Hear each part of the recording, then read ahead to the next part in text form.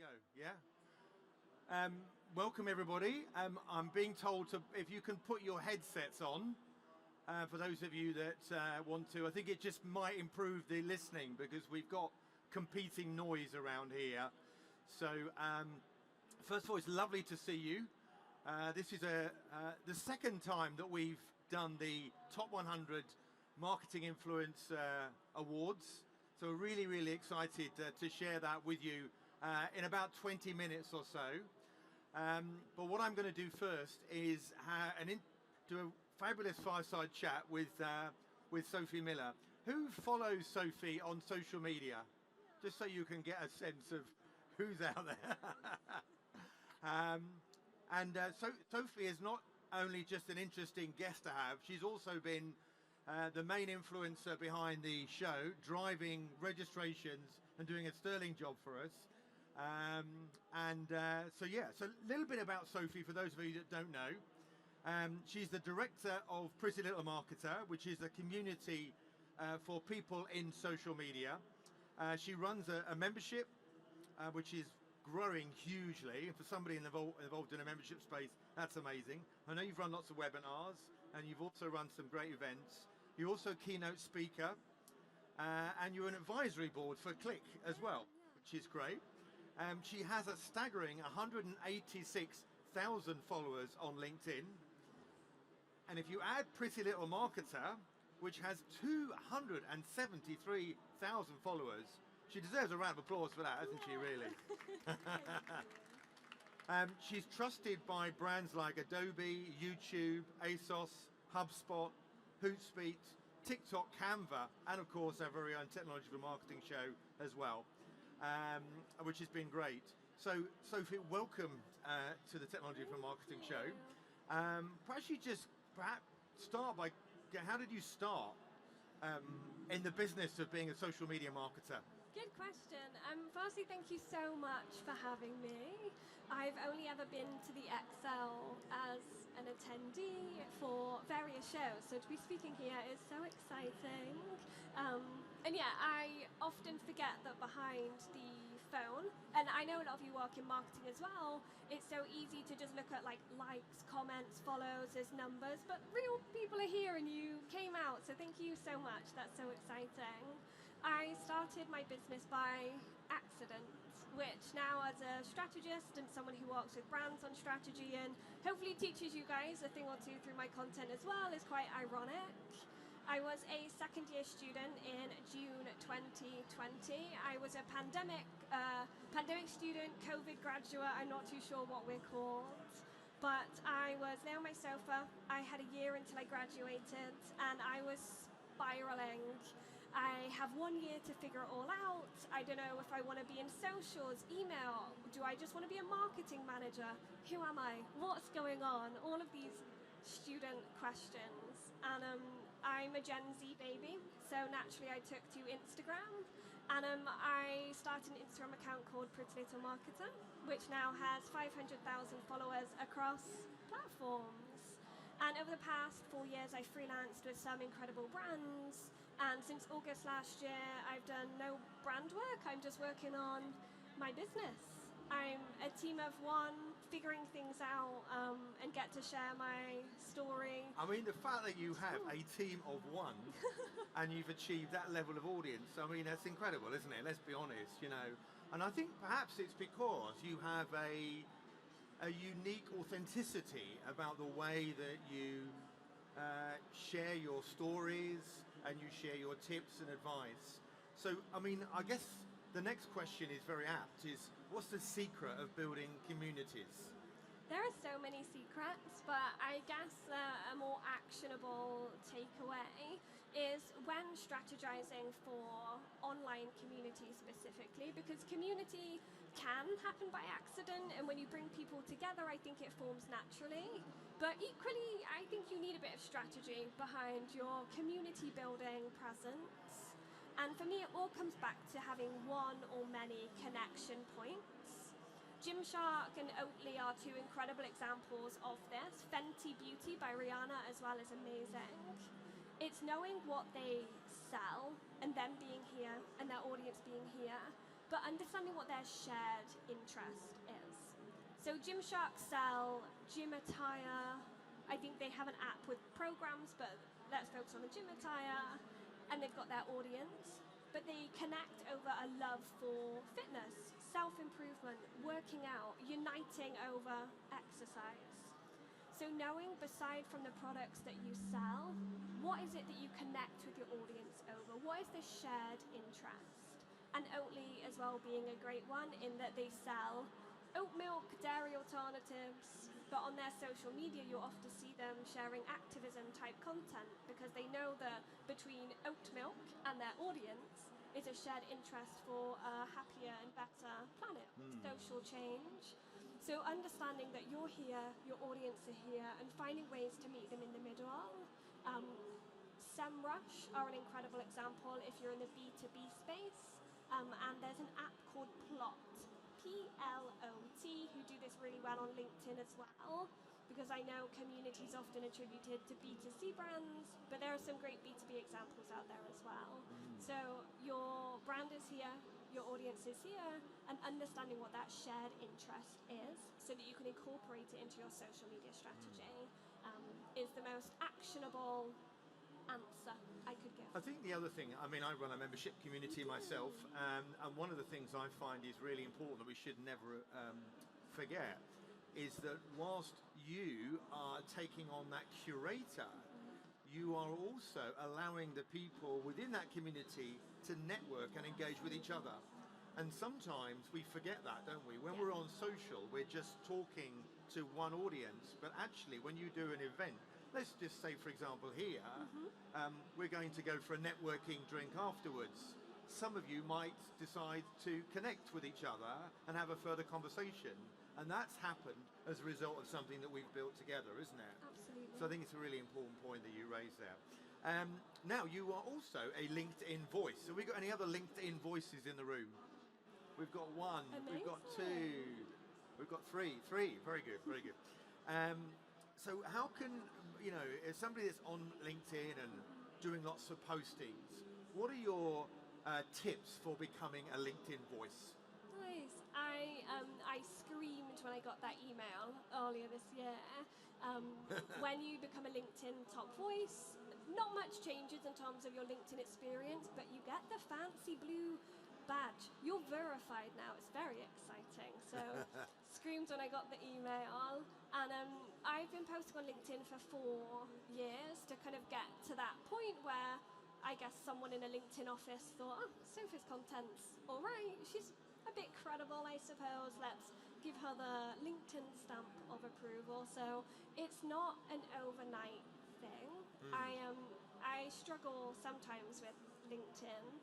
I see a lot of content around how people have grown real quick. You know, I grew 60,000 followers in 2 days. Here's how you can too. And it's possible, but is it realistic is the question. So slow and steady growth is something that I really encourage, and I think having sustainable approaches to your LinkedIn plan is the absolute key. If you can't post every day because you have a full-time job and posting itself is a full-time job, that's okay. If you don't want to share the type of content that everyone else is sharing, that's okay too. I don't know why LinkedIn gave me a top voice badge. I'm grateful for it. But 3 things that I really try and do often, which I hope LinkedIn liked and attributed to my crown, my top voice crown. Number 1 is always sharing your own unique perspective, which on LinkedIn can be really daunting. Your personal life, did yes. you say? Yeah, yeah. I was diagnosed with a autoimmune illness recently, and really tussled with whether or not to share it online. And I ended up making a LinkedIn post about it, despite my fears of Reddit threads and people being a little scary on the platform.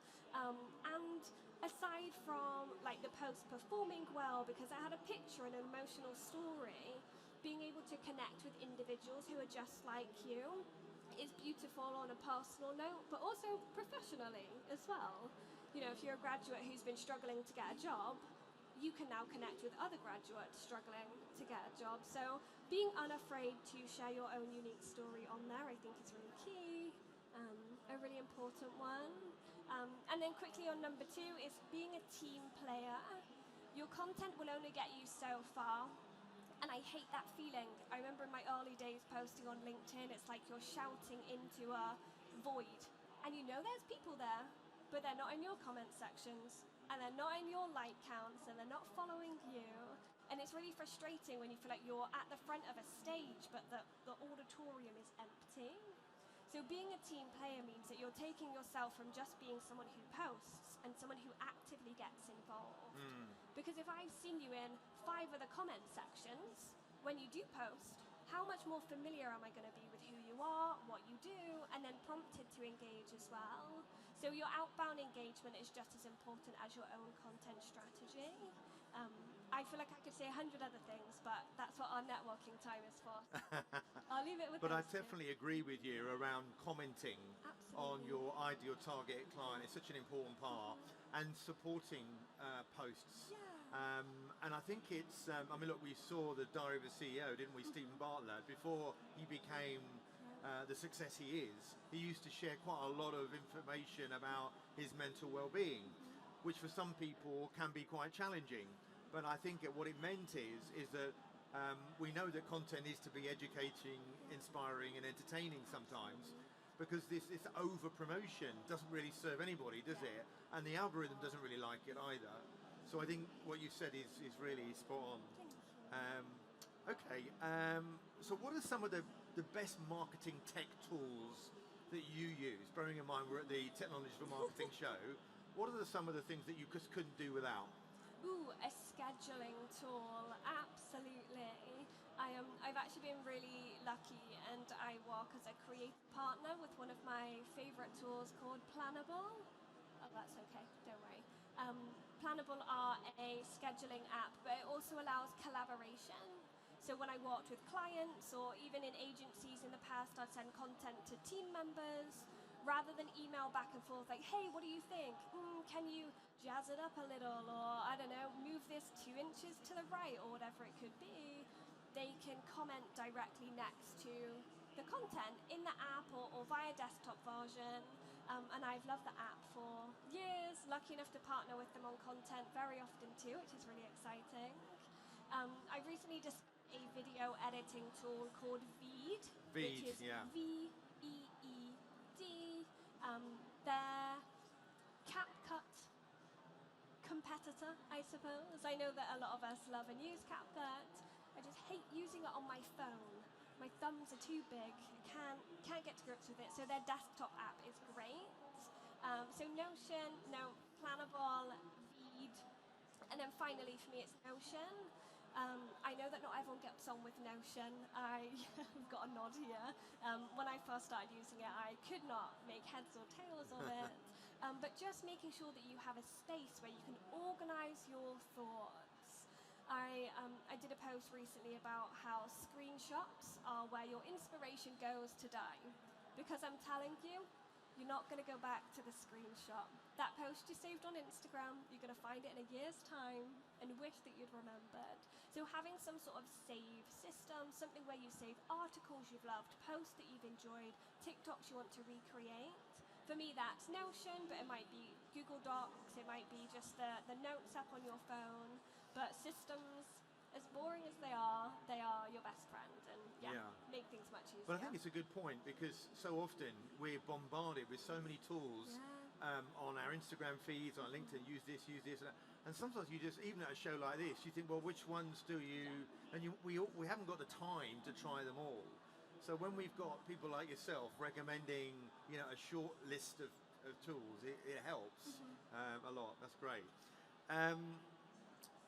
What are your thoughts on some of the great AI technology that's in front of us now? And should marketeers be concerned about a lot of their job being replaced? Good question. I feel like I'm slightly biased in this answer. I live with my partner, and he's a data scientist, so he works and builds AI models, and I don't fully understand the extent of what he does on the computers.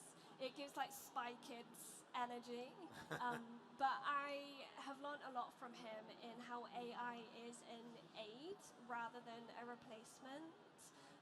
I use AI frequently, so Veed, the video editing tool that I mentioned in that last answer, they've recently launched a clip. The activation was called Clip Shop. I think the tool is just called Clip. And what you can do is upload, let's say someone has filmed this talk here, you can upload your video to Veed's Clips, and its AI will transcribe the audio. It will then analyze it with its magic robotic powers, I don't know how it works, and it will produce however many short clips that you've requested. So it might be a highlight, maybe I say something great and the AI thinks this is going to make a great 20-second TikTok, and it's pre-programmed to understand like what could go viral, what's a really useful tip, what words are they saying that can indicate X, Y, Z. And how much time with that? I take ages to edit any video, so that will save me so much time. I often use tools like Gemini as well, which is Google's AI model.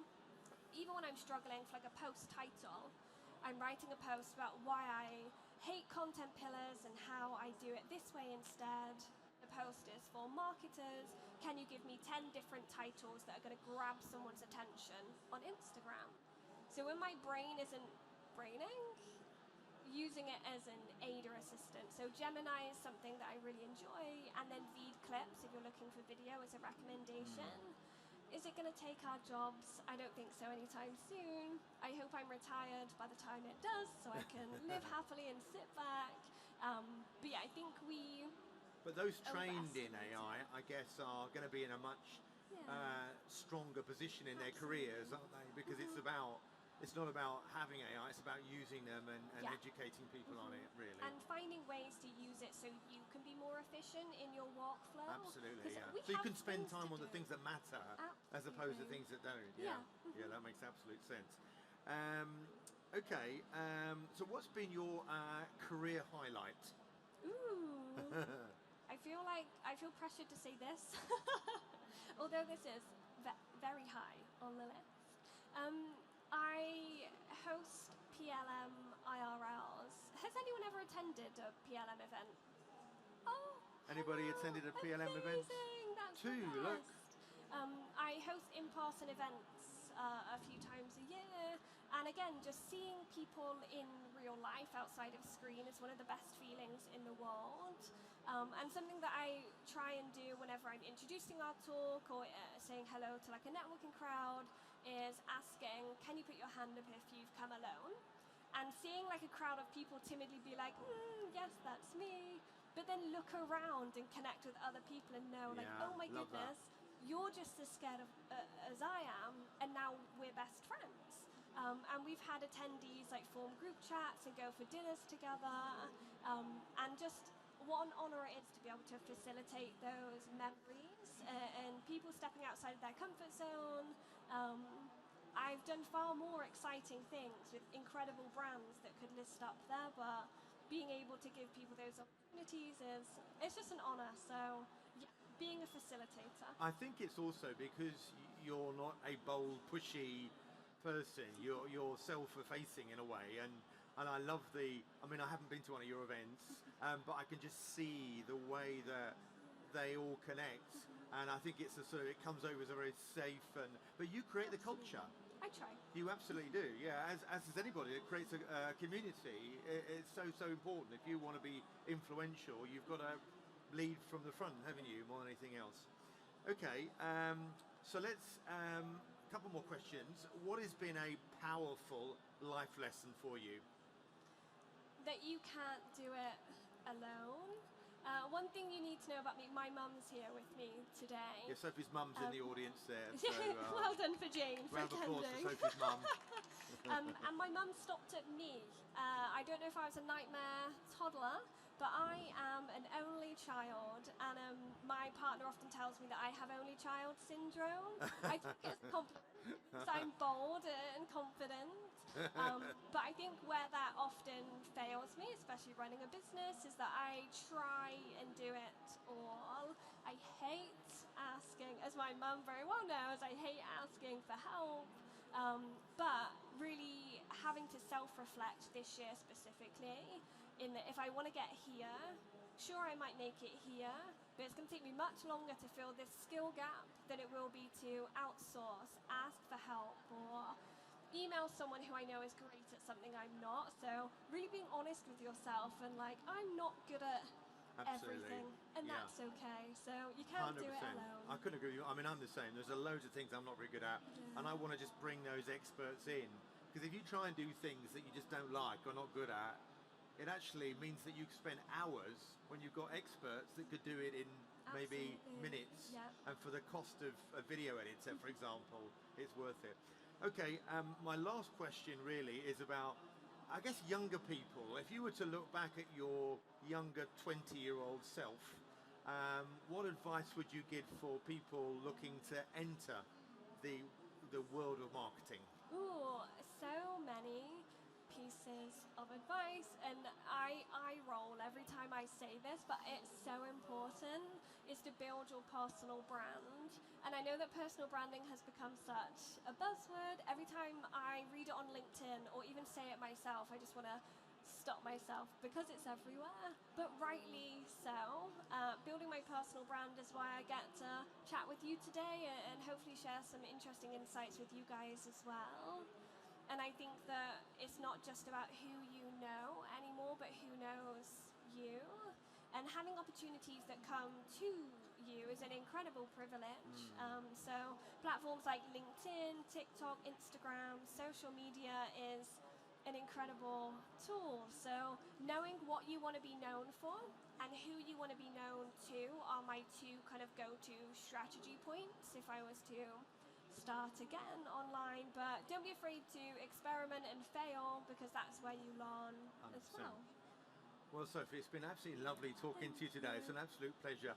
If you're not already following Sophie Miller or Pretty Little Marketer on all the various social media platforms, then I really suggest you do. Sophie's going to hang around afterwards because after we've announced the top 100, we're going to go to the little networking area if you're around, where you can have a bit more of a deep conversation with her.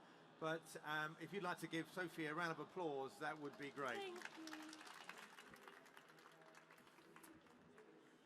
Okay, so here's where it all starts.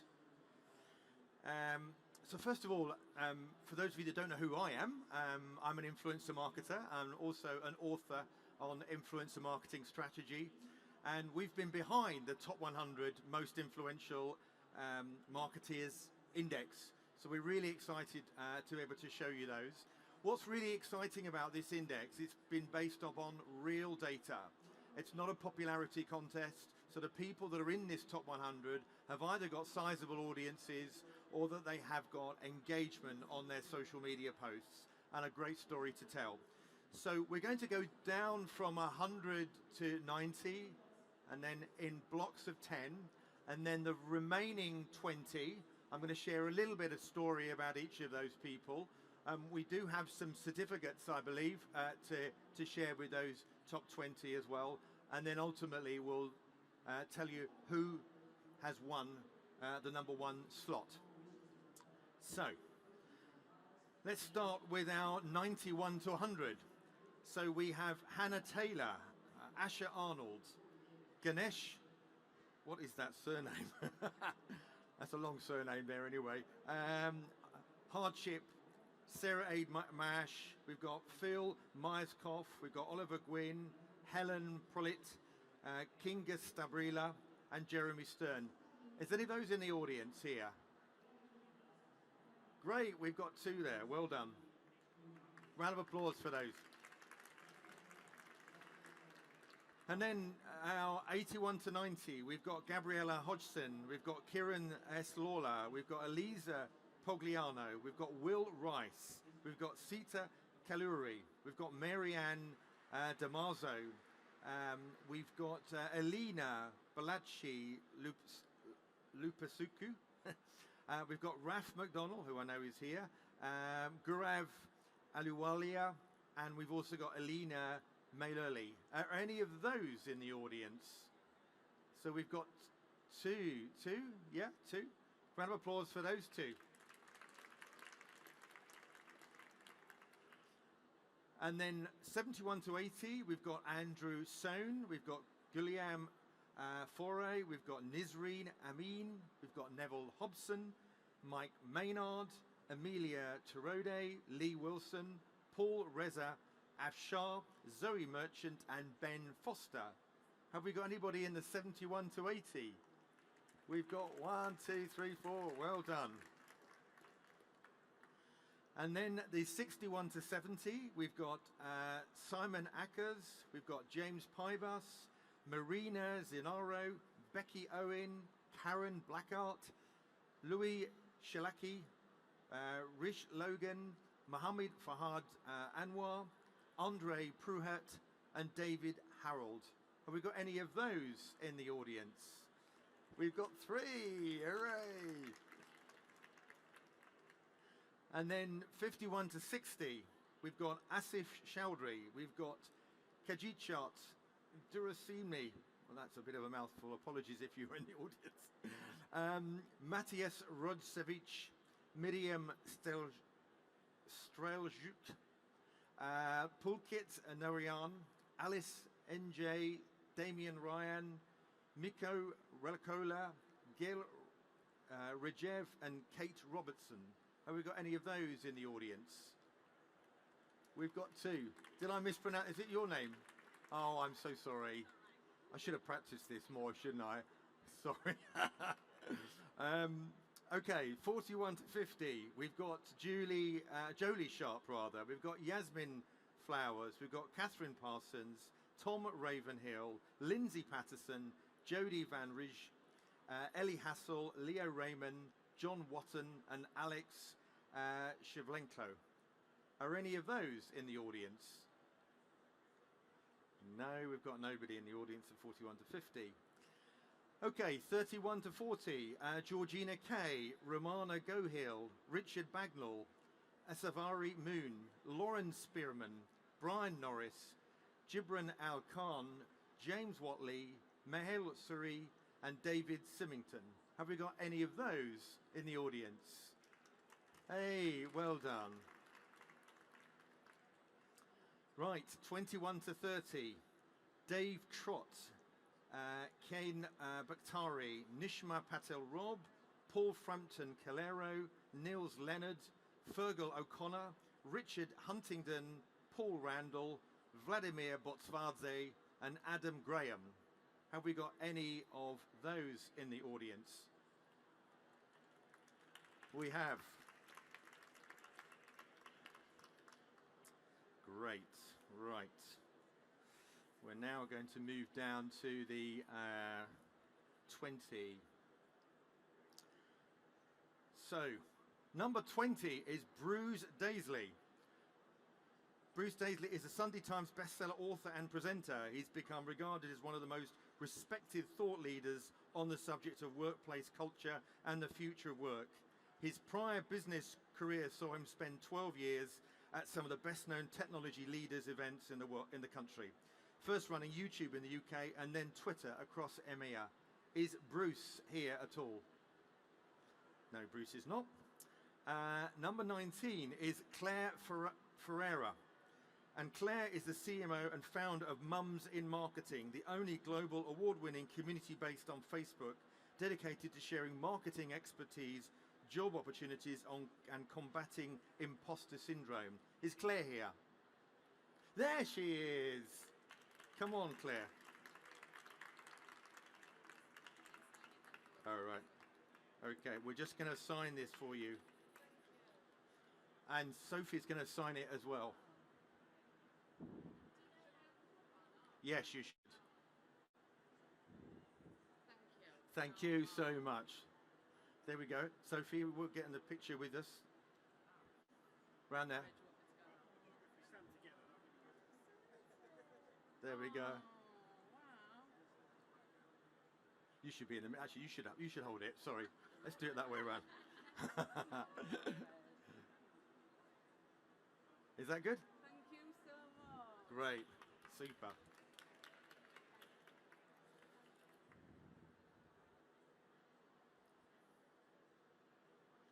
Right, number 18 is Chloe Thomas, and Chloe talks about e-commerce, marketing, and sustainable stuff on LinkedIn. She's also a LinkedIn top voice.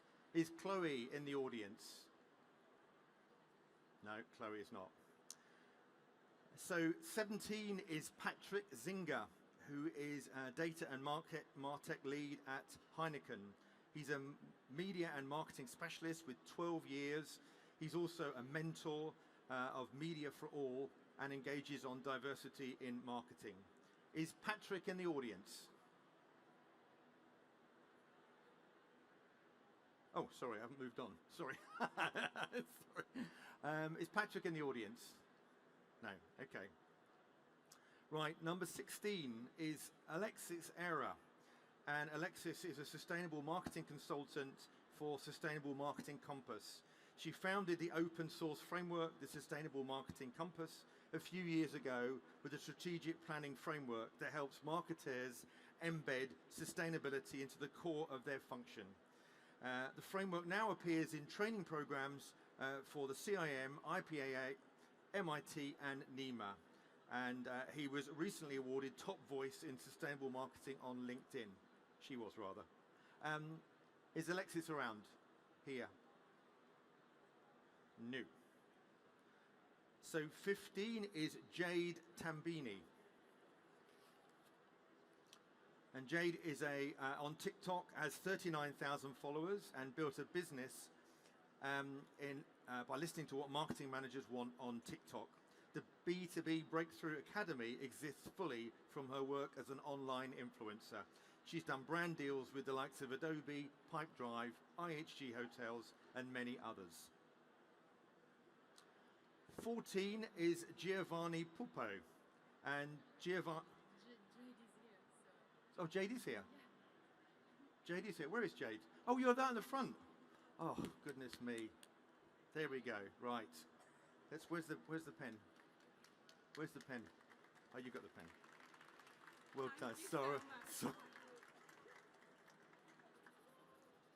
there we go. And Sophie's going to do that as well.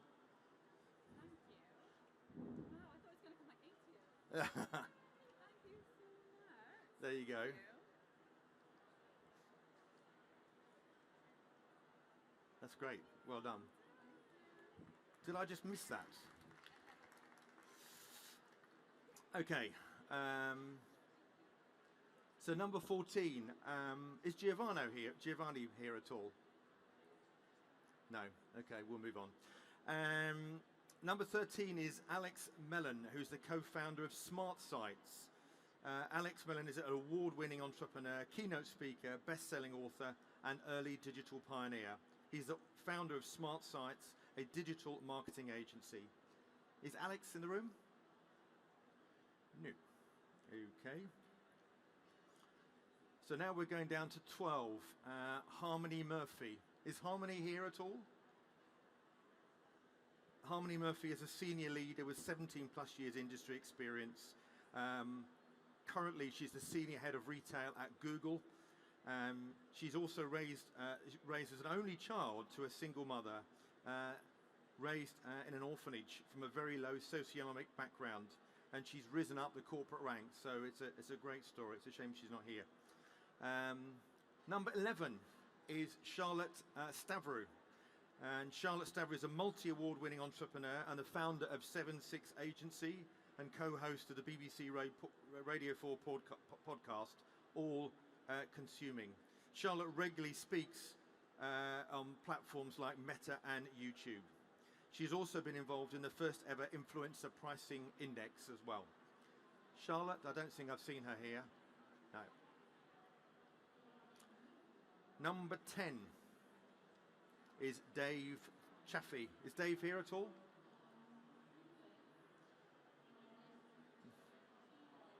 Is he? There he is. Right. Dave is best known for his books on digital marketing, including Digital Marketing Strategy, Implementation and Practice, which has been used by many students and professionals to develop their marketing skills. He's also the co-founder and publisher of Smart Insights, where he's developed the RACE digital marketing planning framework, which has supported millions of marketers that have downloaded his digital marketing strategy. So Dave, lovely to see you. Come on up.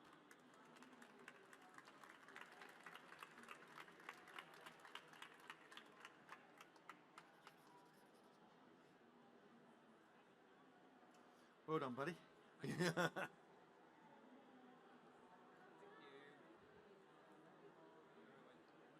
Come back there. Oh, the award in the front.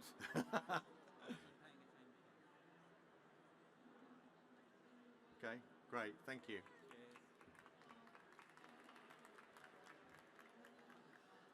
Right, so now the final 10. So number 9, we've got Jeremy Connell-Waite, who's the Global Communications Designer at IBM. Jeremy Connell-Waite is a global communications designer at IBM. He tells stories about IBM technology and shares how some of the most successful marketing companies using cognitive technologies and AI to build a better place. Is Jeremy here at all? No. Okay. I know the next one is. Archana Dankar, who's a Senior Marketing Director at Sutherland Global. Archana is a marketing leader and influencer with over 19 years of experience driving growth for global brands. As part of the LinkedIn Creators Network and top voice for social media on LinkedIn, she has a strong presence with over 200,000 followers across all social media platforms. She likes to share with her community about marketing, lifestyle, productivity, and mental well-being. So Archana, welcome, well done.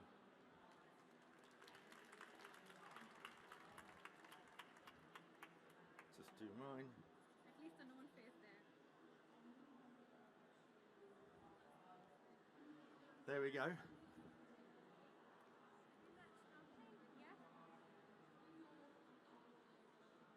Can we get one just if you just one body? Oh, sorry, that way around, yeah. Great. Is that good? Thank you. Right.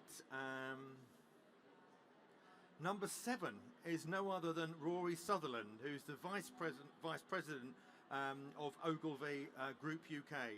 Rory Sutherland is the Vice President of Ogilvy Group and co-founder of the behavioural sciences practice, part of the Ogilvy and Mather group of companies. Sutherland writes a fortnightly column for The Spectator called The Wiki Man. I had the pleasure of interviewing him only 2 weeks ago on my podcast. He's who follows Rory Sutherland, actually? What an entertaining and amazing character he is, and I'm so pleased he's in our top 100.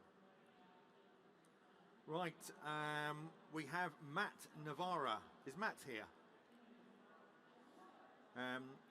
Matt has over 20 years industry experience and he's worked for some of the biggest brands, including Google, BBC ITV, United Nations, the US government, and 10 Downing Street. He founded Geek Out, which is an expanding community for those involved in social media. So yeah, certainly an interesting guy to follow. Number 5 is Chris Ducker. And Chris Ducker is the founder of The Round Table. And he's a serial entrepreneur for over 2 decades with a multiple range of companies employing thousands of people globally. He's also a seasoned investor and advisor with a presence of business across Entrepreneur, Forbes, Huffington Post, and many, many others. So that's number 4. Number 5, rather. Number 4, I know is in the room, and that's Heather Murray. There she is at the back there. Heather has really developed a great education platform for AI for those that are non-technical. So she's even got a stand here. If you haven't already had the chance to go and see her stand, you should. But she's got over 56,000 followers on social media, constantly talking about how to help marketeers with AI technology. So I'm really pleased to see Heather in our list again.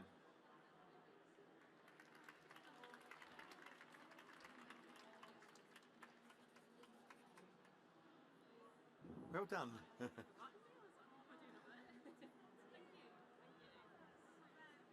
In the middle.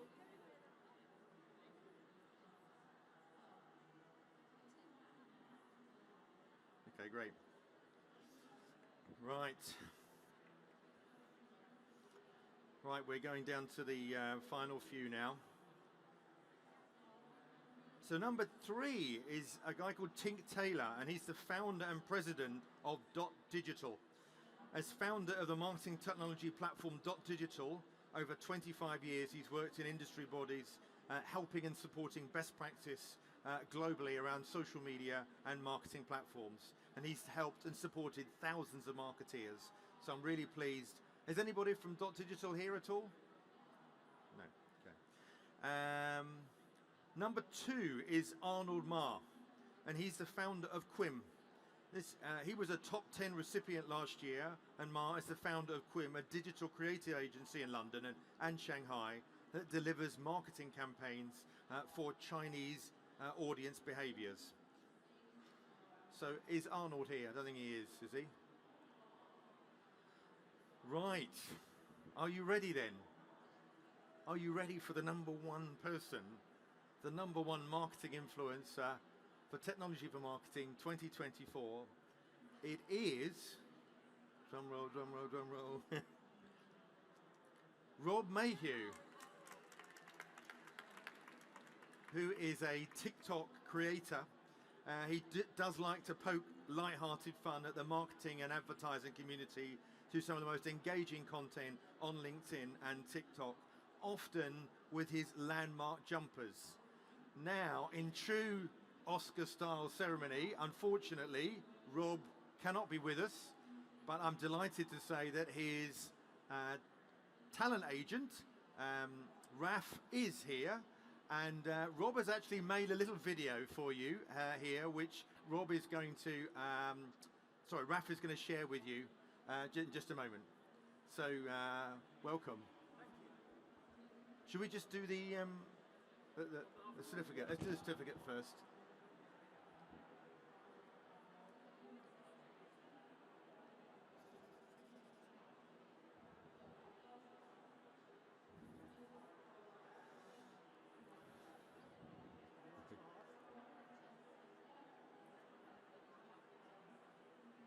Great, super. Right, I think you're gonna do it now, aren't you? Thank you everyone for Rob's award today. While I'm very proud to accept this award on Rob's behalf, I'm also thrilled to be a full 82 places behind him in the rankings, which you probably noticed. Thank you, thank you. So Rob wanted to add further to my embarrassment today on the hottest day in September, so he insisted that if I was going to accept the award on his behalf, that I'd actually wear one of his trademark jumpers. So bear with me a second.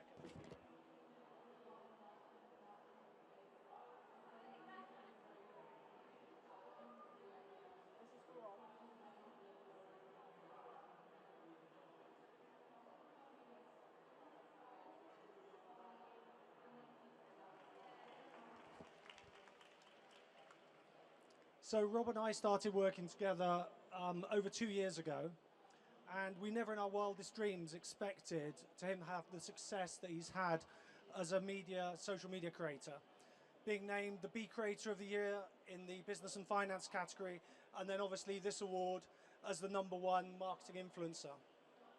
It's amazing to see how many people have loved his sketches and his content and followed him on this amazing journey. And this has led to him to be able to work with brands as diverse as Pret A Manger, to Sitecore, to Disney and Brother, just to name a few. So as Gordon said, Rob's in New York at the moment, but he recorded a little video that he wanted to send you in his typical style. Play the video.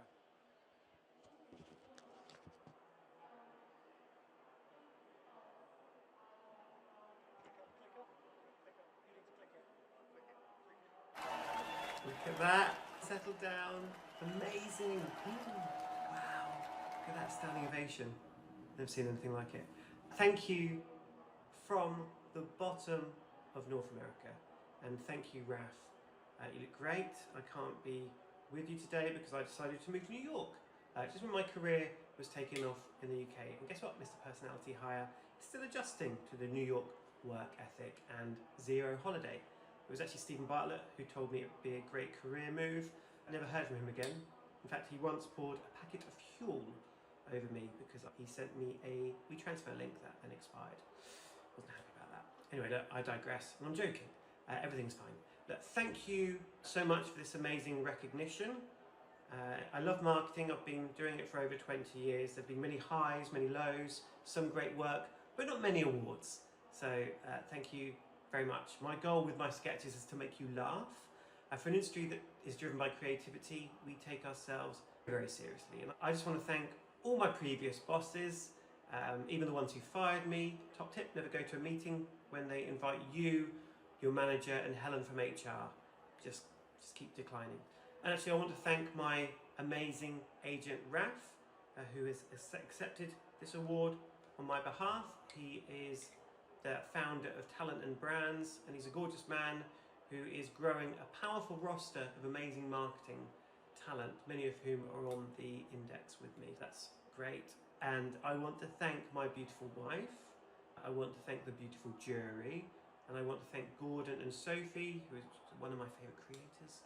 And I want to hear a round of applause for the other 99 people on the Marketing Influence Index. And let's have a quick look. Who else is on the index? Rory Sutherland, of course. Niels Leonard. He won't be happy, will he? Never mind. Mr. Uncommon himself. Look, thank you to everyone. I'm super grateful to be top of the charts. I will not let you down or let this award go to my head, although I should call Niels quickly and just let him know. Oh, voicemail. He's probably doing another podcast. Just leave him a quick message.